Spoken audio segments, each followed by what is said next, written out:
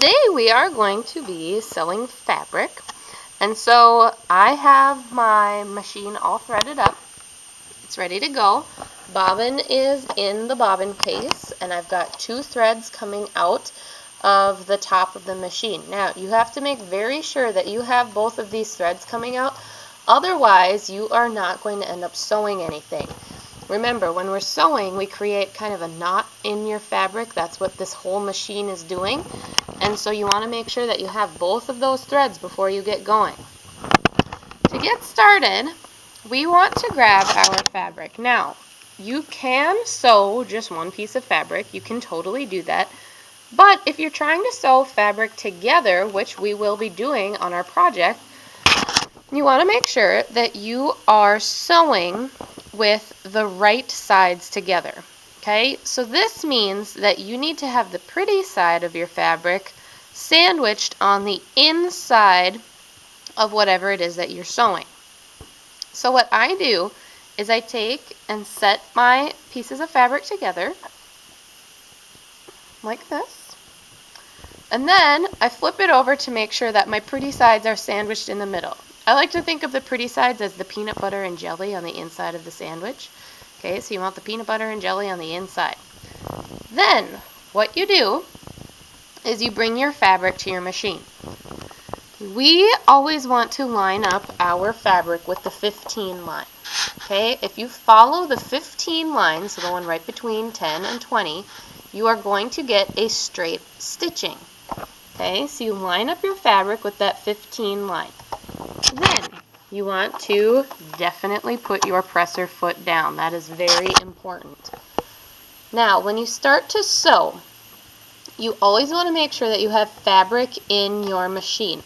If you start to sew like this without any fabric in there, you're going to cause a knot in your machine. So you put it down so that your fabric will get hit by the needle once you start to sew.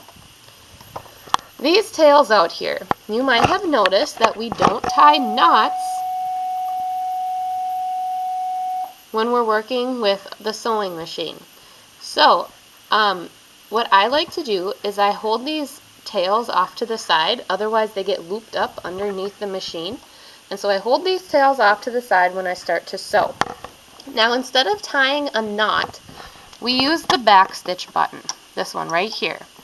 Okay, so you just press your foot down and you want to go about 4 to 5 stitches.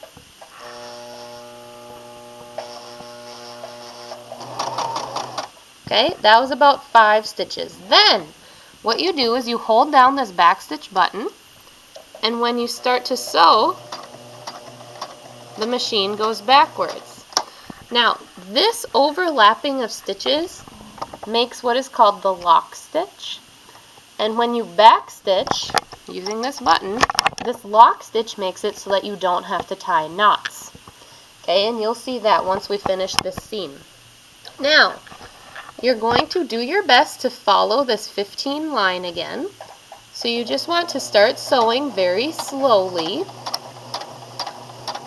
and keep it on the line as much as possible.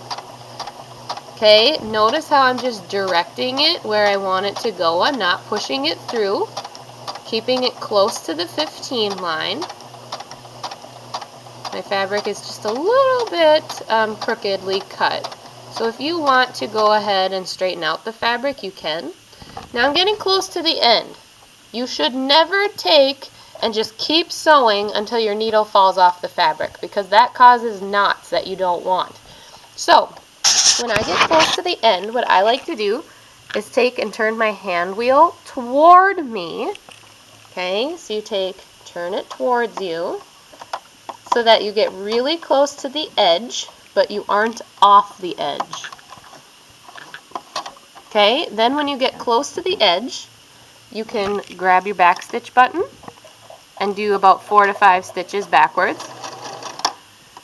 Then, to take your fabric off of the machine, you just want to take your hand wheel and turn it toward you so that your needle is all the way up. Now, this is very important. This piece, your take-up lever, needs to be all the way up Otherwise, your stitches will get stuck down in the fabric. Okay, so you just take and turn your hand wheel towards you so that your needle is all the way up. Then you lift up your presser foot, take your fabric out like this, and you want to leave a little tail on this side. So you just take your scissor, cut your threads so that you have just a tiny tail over here. Then you are left with this seam. Now from here, you can clip your threads because we don't need a knot. If you look very carefully here, you're going to notice that there's some darker stitching where we did that lock stitch at the beginning and at the end. This substitutes a knot, so we can clip our threads really down close to the fabric.